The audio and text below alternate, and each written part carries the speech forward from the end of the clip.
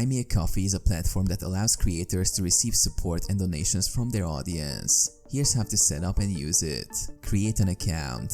Visit the Buy Me a Coffee website and sign up for an account. Fill in the required details such as your username, email, and password.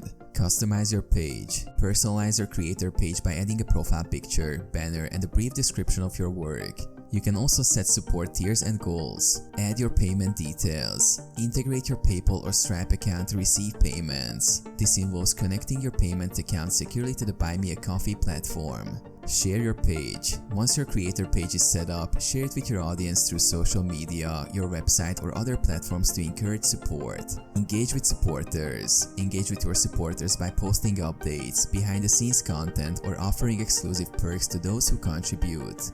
Receive support. Your audience can support your work by buying you a coffee, which represents a small donation. They can choose to make a one-time donation or become recurring supporters. Express gratitude. Always thank your supporters. Consider acknowledging them personally or offering incentives such as shoutouts or exclusive content.